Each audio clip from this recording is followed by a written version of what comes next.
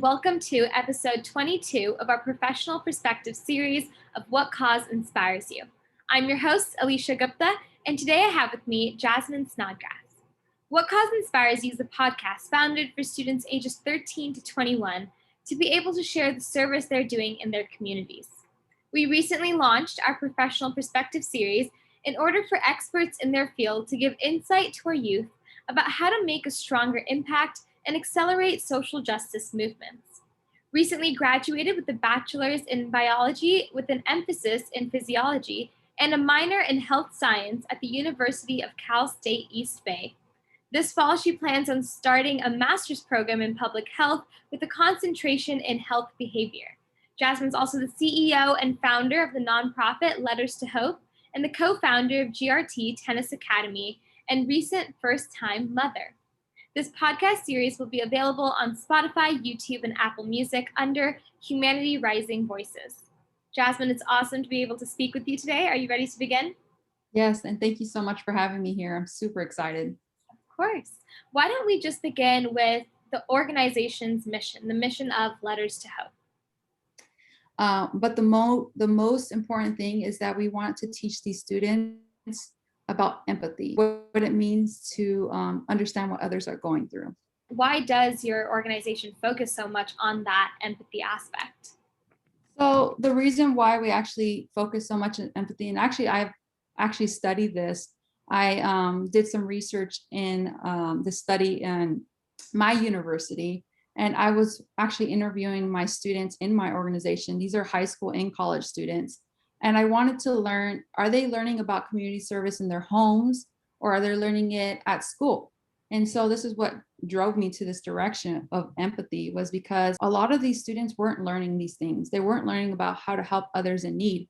And I asked them, which really, really struck me, was I asked them, were your schools forcing you guys to volunteer in order to graduate? This is high school.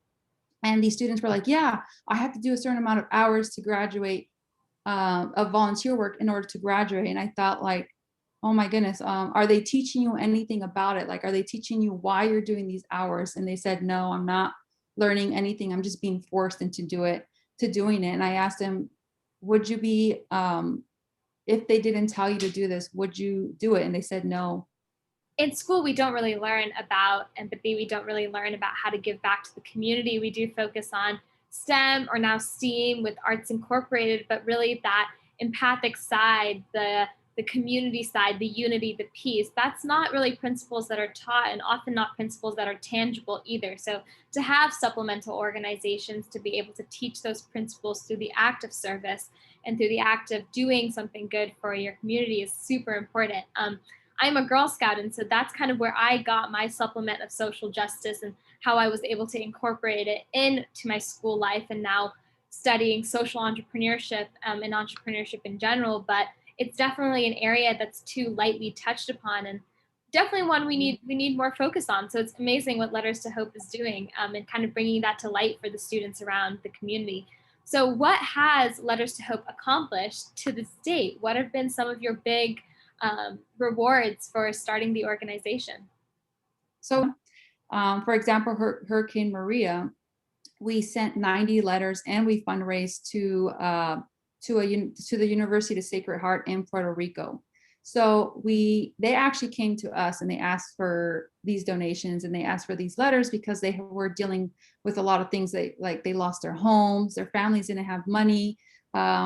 Like everything was destroyed in their homes. So we made it a deal to do these big projects for them. We've also done projects for Stoneman Douglas High School, the Las Vegas shooting. We've written letters to certain organizations and as well as the schools. So apart from that, we've done, like I said, smaller projects. For example, cancer patients, people who have lost someone in their family, or just like a loved one, like people. It's amazing because people actually come to us for these letters. Like, hey, I heard you wrote these letters for this cancer patient, and he read them before chemo, and it really changed his life. And so this is what we have been doing. They got, the word has been going out, and they've reached out to us, and then we have also reached out to them to help them. That's so amazing. It really is just changing one person's life at a time. I think often when we think about social justice, we think about helping the mass. How can we make this global change? How can we, change the world in some big way, country to country, but we don't really think about the individual people. And it is those one person's life and another and another and another that then accumulate to that social change. And so it really starts with one person helping another. How many individuals have Letters to Hope helped, or communities? For communities, we've helped a lot of communities. We've helped, like I said, those big projects and those smaller projects. We've also helped students as well, because the students who are actually doing this, they've also been learning to be more empathetic, and they're learning to help others in need. And surprisingly, we've had students who have gone through certain things. And so just imagine, maybe they need letters of encouragement, because we don't always just focus on communities in need, but we also want to focus on the students, because mental health is very important. And like, how could you write a letter to someone in need if you haven't helped yourself? So that's what we focus a lot on: mental health. We give presentations, and we make sure our students are, you know, okay and able to write these letters before they help, because we have to help them as well. Yeah. That's awesome. I think that's like a perfect way of how Letters to Hope has this unique touch to it, where it's not only about helping others, but it's about helping yourself help others. And I think that's really important, because oftentimes we, rush the gun and we just want to make that change that we were talking about earlier, without really realizing that first we need to change and love and appreciate ourselves, make sure we're in the right standing to be able to extend that arm to someone else. So, how would starting a Letters to Hope chapter help students? And how, for all of our student audience members out there today, how would they actually go about starting this chapter? So if the students were wanting to start a club, they would just go to our website, and they can learn, they can act, it's pretty easy. It says start a club at your school. You click on it, and then it asks you a few questions, and then we'll get a notification and we'll reach out to them. That's pretty much all we do to have these students start a club. And then we mentor them. We have volunteer coordinators in different locations, either near them, or if we're not near them, then we'll coordinate through Zoom. But okay, with COVID, everything's been through Zoom lately. But yeah, that's kind of how we reach out to students. As for how it's helping them, so we think of two different groups. For example, we have our students who are the officers who started the club, and as well as our members. For the officers, they're actually learning leadership skills, organization skills, problem solving skills. They're also learning how to conduct their own meetings on their own. I don't do that. They do that themselves. If they need help, I give them a push in the direction that they could do. But mostly these students are coming up with their own ideas. The most important thing that these officers are actually learning as well is, again, empathy. They're learning how to feel for others. And sometimes they don't, like, for example, if it's a cancer patient and we've never gone through that, they don't say, hey, I know what you're going through, but instead they say, hey, I'm here for you, because you don't know what they're feeling, right? We don't want these people who are getting these letters like, hey, you don't know how it feels. You don't know what I'm going through. But if they do understand, that they share their scenario, like what they've gone through, maybe it's similar. So that's what these students are getting from that. As for the members, they're actually learning to be a part of a group, being able to interact with people, meeting people, and just, becoming friends. So these members are getting a lot from this organization and from their club. I usually go into these club meetings with these officers and members. Sometimes they're quiet, and it's really good and important to get them out of their shell, and get them to start talking, getting to know each other. So it's really been helping these officers, bringing these members in, and then these members also getting out of their comfort zone and just being able to talk. Yeah, definitely. That's a really good point you brought up about empathy again, referring to what we were talking about before. You never really know that person's story. And so being able to approach it and teaching students to approach it in a way, it's not, I understand what you're going through, but I want to be there for whatever you are going through. And I want to understand, I want to get into your mind, I want to know your story, because there is a disparity between the perception of something and the reality. And so teaching students to walk and tread that kind of difference is super important. But you also mentioned kind of this creative innovation, where you've giving the students that freedom and that authority to be able to create their own projects. I think That's really important because when we think of entrepreneurship, we think of big businesses. Not Yes. oftentimes do we think of the social entrepreneurship sector, which is a lot of that creative innovation of how can we solve problems by helping other people? How can we innovate those small solutions to make someone happy? And that's a point that we need more in our community, in our world today. But in Yeah. terms of COVID-19, so obviously we're in the middle of a pandemic and that presents its own challenges to any nonprofit. How is Letters to Hope coping with that and how have they adapted? So actually for everything that's been happening in our organization, I literally have been, I had my baby during COVID, so it's been really, really hard for me to do, work with the students with Letters to Hope and then also taking care of my baby. But the students have been doing things on their own. They came up with the Zoom calls, they came up with the meetings on Zoom, and I didn't have to tell them. They actually gave me the idea. And I thought that was perfect because now any new school that comes in, I'll be like, hey, we're doing everything on Zoom now, everything's virtual. And they also came up with the Google Classroom.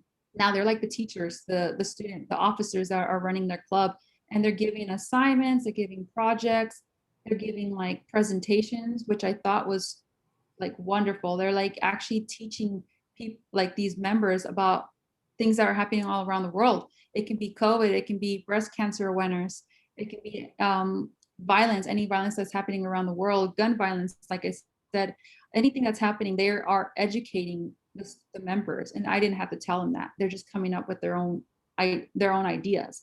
If I tell them, hey, let's take a break from their projects, they'll come up with a new project.